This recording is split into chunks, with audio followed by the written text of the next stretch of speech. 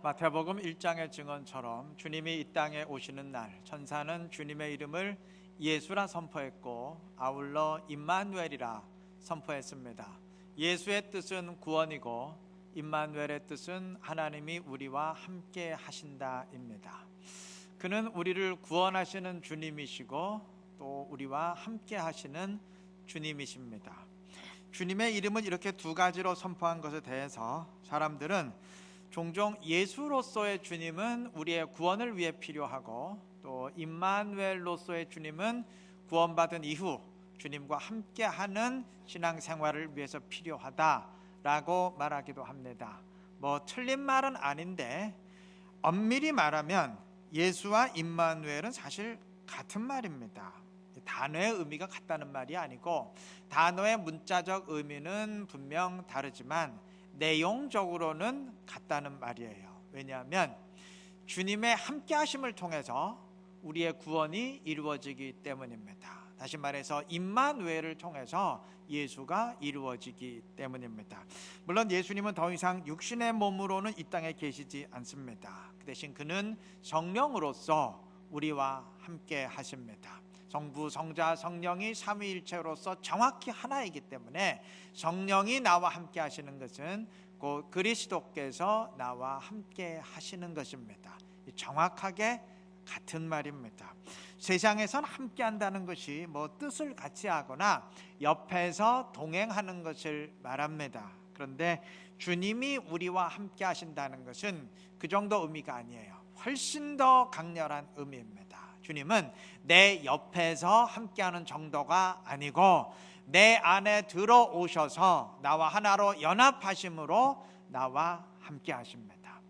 요한복음 14장 17절이 그것을 말합니다. 성령이 너희와 함께 거하시며, 성령이 우리와 함께 하신다 그랬는데 그럼 어떻게 함께 하시느냐? 17절 그 다음 너희 속에 계시겠습니다.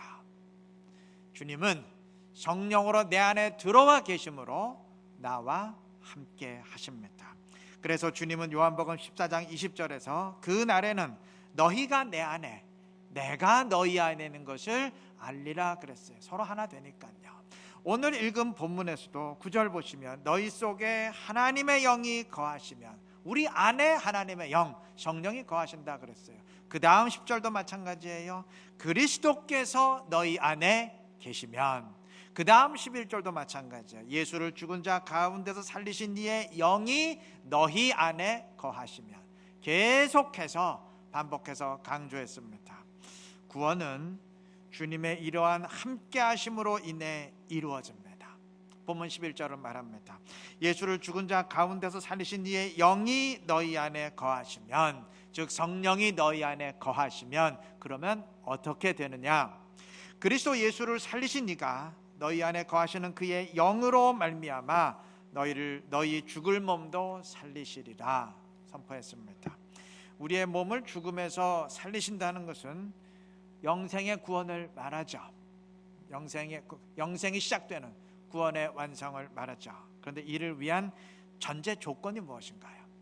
예수를 살리신 이의 영이, 성령이 너희 안에 거하시면, 그리고 이어서 너희 안에 거하시는 그의 영으로 말미암아 그랬습니다.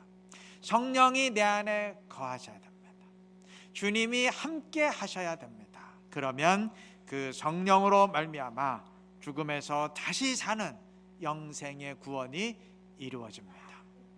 여러분, 이건 이미 이루어진 일인가요? 아니면 미래의 일인가요? 미래죠? 우리 아직 죽지도 않았는데 부활은 미래의 일이잖아요. 그렇죠? 예, 미래의 일이에요. 구원의 완성은 미래에 이루어집니다. 그런데 구원의 완성은 마지막 날 이루어질 것이지만 이미 우리는 예수 믿고 구원받은 사람들이에요. 이것은 현재의 구원이죠. 그래서 성경은 이러한 현재의 구원 역시 성령을 통한 주님의 함께 하심으로 인해 이루어진다고 분명히 선포합니다. 자, 우리가 구원을 받은 이유는 내가 죄인으로서 죄의 형벌인 영원한 죽음을 당해야 하는데 예수님이 십자가에서 내 대신 그 죽음을 당하셨어요. 이렇게 주님이 다 당하셨기 때문에 나는 더 이상 죄의 형벌을 받을 필요가 없게 되어서 그 죄의 문제 해결하게 됐습니다. 그러니까 죄의 문제 다 해결하고 다 씻겨 내려갔어요. 이것을 세례라고 말합니다. 세례는 죄를 다 씻고 해결했다는 의미예요. 자, 그런데 이러한 예수님의 십자가 죽음과 나의 구원 사이엔, 즉 나의 세례 사이엔 반드시 연결고리가 필요합니다. 그것이 주님과 연합하는 하나됨입니다. 로마서 6장이 이것을 거듭해서 강조합니다. 6장 3절, 무릇 그리스도 예수와 합하여 세례를 받은 우리는 그의 죽으심과 합하여 세례를 받은 줄을 알지 못하느냐. 세례가 어떻게 이루어졌느냐? 그리스도와 연합함으로 우리의 세례가 이루어졌다고 증언합니다. 그 다음 4절도 마찬가지예요. 우리가 그의 죽으심과 합하여 세례를 받음으로. 그 다음 5절도 우리가 그의 죽으심과 같은 모양으로 연합한 자가 되었으면, 거듭해서 강조합니다. 주님이 죄의 형벌인 영원한 죽음을 당하셨는데 내가 그 주님과 연합해서 하나가 되기 때문에 그 죽음이 내 죽음이 돼요. 그래서 내가 영원한 죽음을 당한 것이 되어서, 내가 죄의 형벌인 영원한 죽음을 당한 것이 되어서, 그 죽음이 내 죽음이 되어서 나는 더 이상 영원한 죽음에 얽매이지 않는 영생의 존재가 되었습니다. 이것이 영생의 구원입니다. 자, 관건은 주님과의 연합이죠. 주님의 십자가 죽음을 내 것으로 만드는 연합이죠. 우리가 어떻게 주님과 하나로 연합되는지는 이미 말씀드렸습니다. 성령이 내 안에 계심으로 내가 주님과 하나로 연합하게 되고, 바로 그것이 주님이 나와 함께 하신다는 임마누엘의 의미입니다. 자, 그러니까 정리하면 처음에 말씀드린 것처럼 죽음에서 다시 사는 미래의 영생도 성령이 내 안에 거하시며 함께 하심으로 이루어지고, 십자가로 인해 구원받는 현재의 구원도 주님이 나와 연합하여 함께 하심으로 이루어져요. 그러니까 구원의 시작과 끝, 현재와 미래가 모두 성령을 통한 주님의 함께 하심으로 말미암아 이루어집니다. 자, 그렇다면 우리는 성령이 내 안에 거하시고 함께 하시는지에 관해서 결코 무관심할 수가 없어요. 다시 말해서 과연 임마누엘의 주님이 나에게 임마누엘의 주님이 되고 있는지에 관해서 결코 무관심할 수가 없어요. 반드시 성령을 통해 주님과 함께 해야 됩니다. 여러분, 예수 믿는 사람 따로 있고, 또 믿는 사람 가운데 특별히 주님의 성령이 함께 하시는 사람들이 따로 있고, 그런 거 절대 아닙니다. 성령을 통한 주님의 함께 하심은 강조했듯이 구원을 위한 필수 조건인데, 그럼 여러분, 예수 믿는 사람 가운데 구원받는 사람 따로 있고, 구원은 못 받지만 그냥 믿는 사람 따로 있고, 뭐 그런 건가요? 그게 아닌 이상 예수 믿는 사람들은 모두 주님이 그 안에 거하시고 함께 하시는 성령의 사람이어야 됩니다. 그리스도인을 또 다른 말로 표현한다면 성령이 그 안에 거하시는 사람입니다. 바꿔 말하면, 만약 주님의 성령이 내 안에 없다면 그건 내가 그리스도인이 아니라는 말이에요. 이건 목사가 그냥 하는 말이 아니에요. 성경이 분명히 그렇게 선을 그었습니다. 오늘 본문 9절 중반 부분 보시면, 누구든지 그리스도의 영이 없으면, 즉 성령이 없으면 그리스도의 사람이 아니라, 그리스도인이 아니라 그랬습니다. 이 말씀 새겨 들으시기를 바랍니다. 그래서 우리 모두 성령의 사람으로서 주님을 내 안에 모시고 임마누엘의 주님과 함께 할 수 있는 지혜롭고 신실한 우리 모두가 되시기를 바랍니다. 아담을 조상으로 둔 이상 우리는 다 죄인입니다. 죄의 본능, 죄의 본성이 내 안에 있는, 똑같은 말이죠. 다 죄인입니다. 여러분, 돼지가 그냥 살면 당연히 돼지처럼 살듯이 죄인도 그냥 살면 당연히 죄의 본능, 죄의 본성대로 살아갈 수밖에 없어요. 성경은 이것을 육신대로 사는 것이라 말합니다. 자, 그러면 육신대로 사는 사람은 당연히 하나님이 원하는 길을 벗어나서 불순종하게 되겠죠. 죄가 하나님을 순종할 수 있나요? 하나님 뜻과 맞을 수가 없어요. 당연히 불순종할 수밖에 없습니다. 그래서 8절은 말합니다. 육신에 있는 자들은 하나님을 기쁘시게 할 수 없느니라. 당연하죠. 죄의 본능대로 살면서 어떻게 하나님을 기쁘게 할 수 있겠습니까? 그건 죄가 하나님을 기쁘게 한다는 말과 같은데 그런 일은 절대 일어날 수가 없죠. 자, 그런데 문제는 이게 단지 하나님을 기쁘게 하지 못한다는 선에서 끝나는 게 아니라는 점이에요. 문제가 더 있어요. 그 앞에 7절은 이렇게 말합니다. 육신의 생각은 하나님과 원수가 되나니. 하나님과 원수가 된대요. 이 문제가 상당히 심각하죠. 근데 이게 다가 아니에요. 성경은 급기야 정말 무서운 마지막 선포를 내립니다. 13절. 너희가 육신대로 살면 반드시 죽을 것이로되. 여러분, 죽을 것이로되 라고 했는데 여기서 말하는 죽음은 우리가 나이 들면 죽게 되는 그러한 육체적 죽음이 아닙니다. 왜냐하면 뭐 육신대로 살건 아니면 육신대로 살지 않건 뭐 예수를 믿건 안 믿건 구원을 받았건 뭐 구원을 받지 않고 지옥에 갈 사람이건 어차피 나이 들거나 병 들면 육체적으로 죽는 것은 다 똑같아요.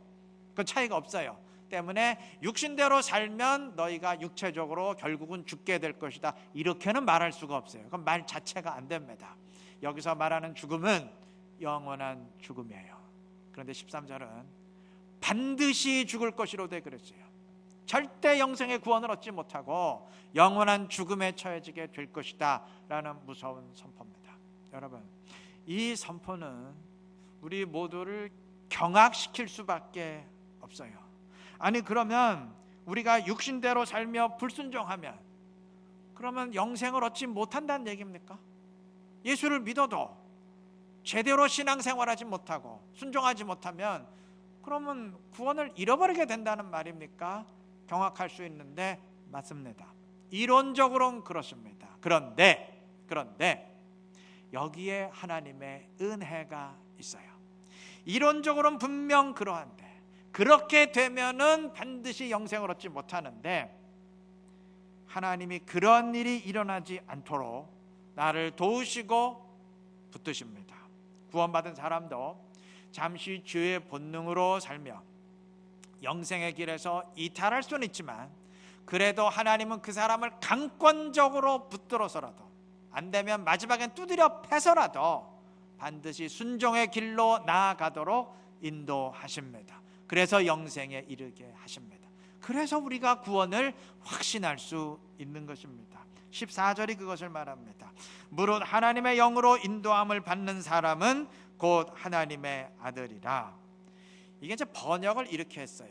저는 이렇게 조사 하나 차인데 무릇 하나님의 영으로 인도함을 받는 사람이 하나님의 아들이라, 이렇게 번역했으면 더 정확히 돼요. 뭐 뜻은 똑같은데 그렇게 더 되었으면 더 좋겠다 싶어요. 여러분, 성령으로 인도함을 받는 사람이 하나님의 아들, 하나님의 자녀라는 얘기는 바꿔 말하면 하나님의 자녀에겐 반드시 성령의 인도함이 있다는 얘기죠.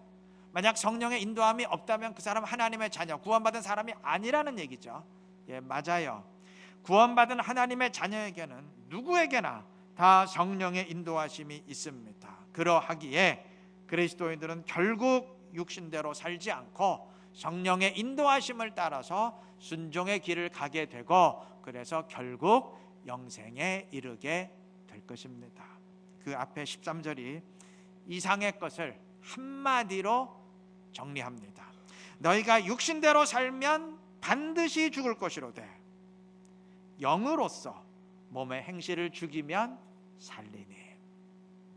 육신대로 살면 구원이 없는 영원한 죽음이지만 영으로서 몸의 행실을 죽이면, 즉 성령의 인도하심을 따라 육신대로 살려는 죄의 본성을 죽이고 순종의 길을 걸어가면 어떻게 되느냐? 살리니, 영생을 얻게 될 것이라는 선포입니다. 자, 이렇게 이해를 하면 이 땅의 우리의 삶은 이미 구원받고 미래의 천국에 들어가기까지 그냥 단순히 기다리는 기간이 아닙니다. 이미 구원은 끝났고 뭐 시간만 지나면 자동적으로 구원이 완성되는, 자동적으로 천국에 들어가게 되는, 뭐 이러나 저러나 시간만 때우면 되는 기간이 아닙니다. 반드시 성령의 인도하심을 따라서 육신의 죄의 본성을 죽임으로 순종의 삶을 살아가야 되는 기간입니다. 만약 그러하지 못하고 육신대로 살면 13절 말씀처럼 영원한 죽음에 처해지게 될 수도 있는 기간입니다. 우리가 몇 가지 오해를 시정해야 됩니다. 먼저 구원의 확신에 대한 오해입니다. 우리가 흔히 말하는 구원의 확신이란 이미 구원받았으니까 이렇게 살건 저렇게 살건 어차피 천국엔 자동적으로 들어가게 된다, 그러한 의미에서의 확신이 아닙니다. 만약 그렇게 오해를 한다면 이렇게 살건 저렇게 살건 어차피 구원과는 아무 상관이 없게 되는데, 성경은 절대 그렇게 말하고 있지 않아요. 성경 어디에도 그렇게 말하고 있지 않습니다. 오늘 본문을 통해서 우리가 말할 수 있는 구원의 확신이란 우리가 반드시 육신의 죄의 본성을 죽이고 순종의 길을 걸어가야 영생을 얻는데, 성령께서 그렇게 인도하실 것이 100%, 99.999%도 아니고 100% 확실하다는 의미에서의 확신입니다.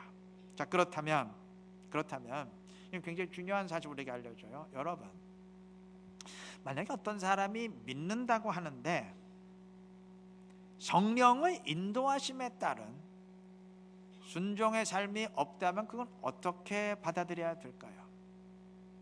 그 사람이 그리스도인이 맞는지 의심해 봐야 된다는 의미예요.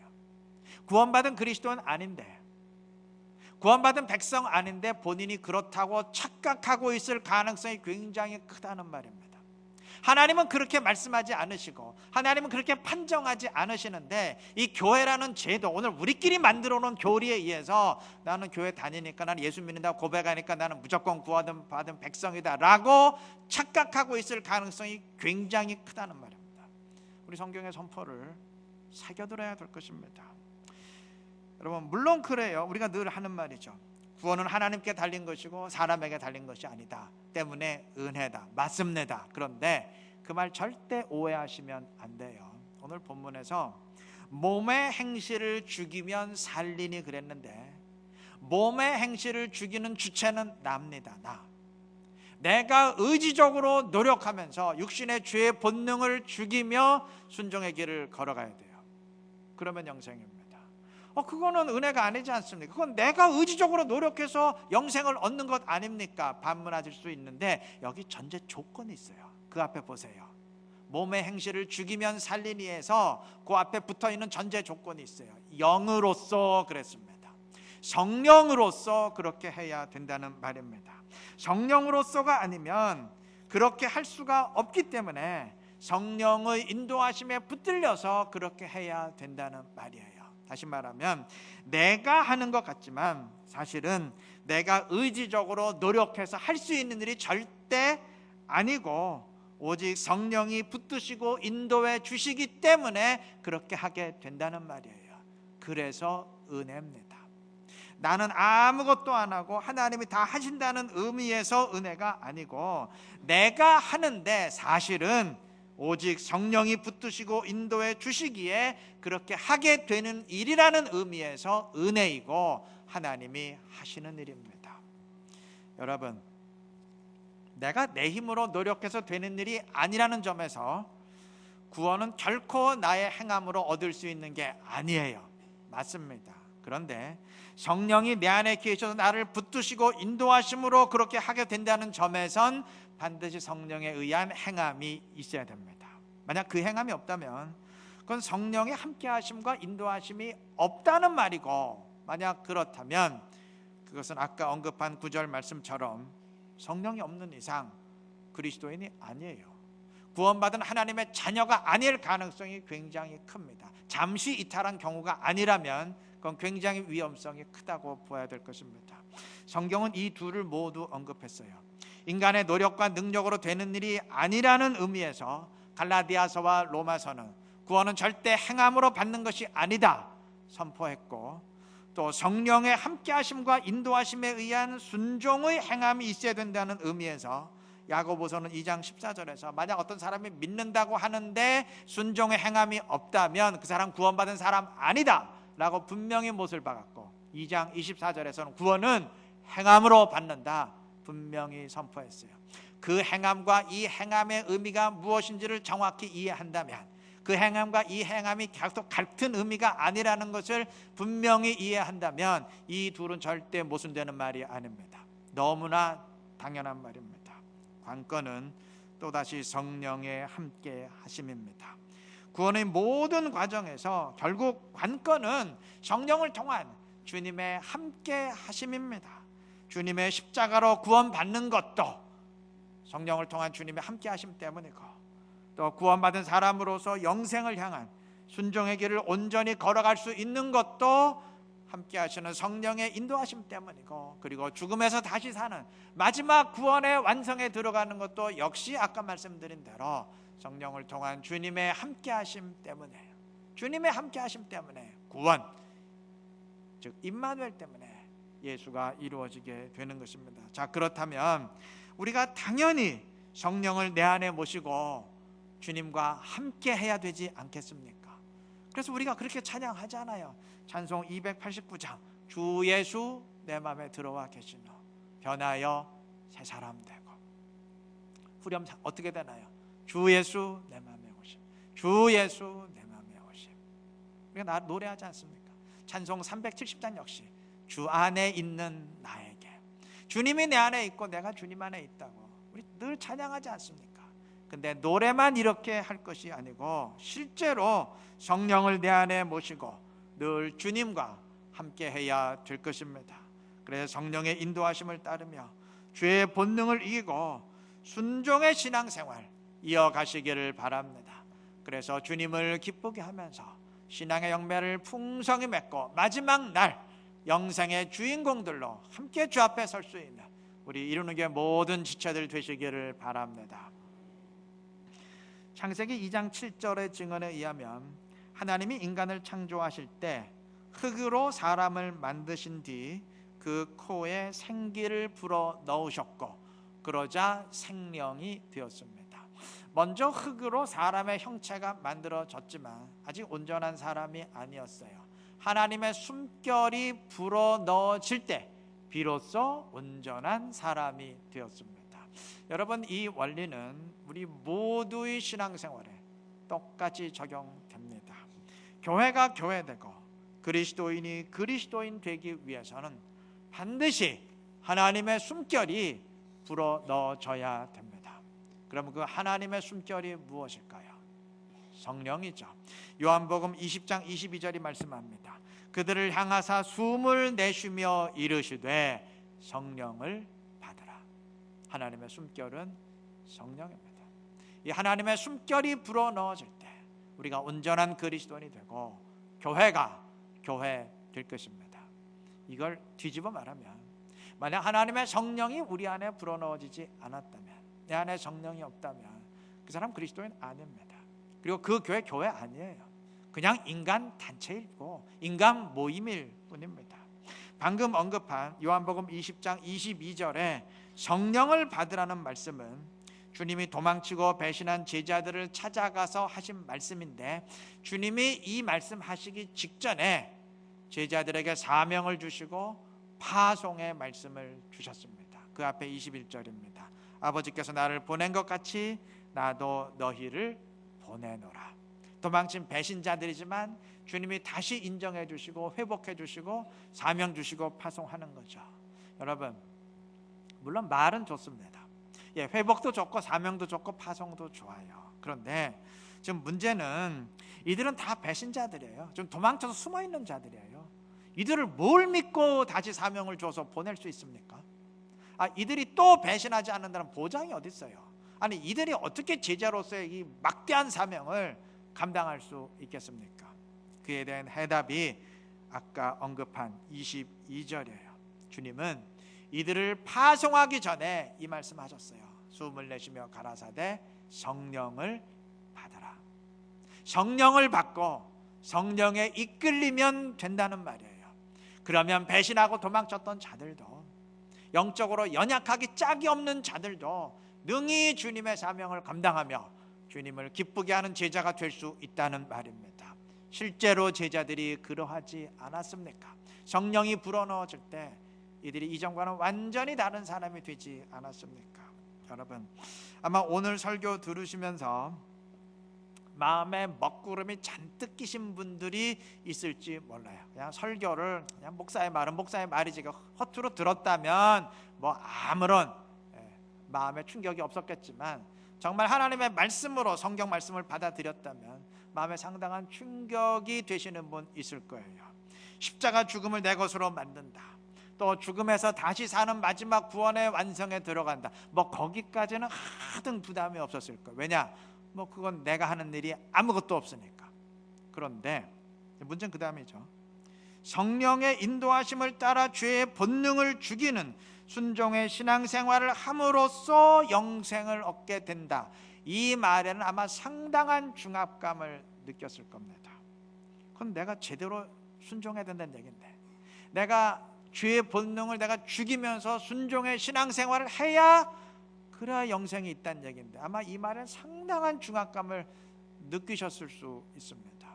맞아요. 그게 당연합니다. 왜냐하면 그게 나의 능력과 노력으로는 절대 할 수 없는 일이니까 깜짝 놀라고 중압감에 짓눌리게 당연해요.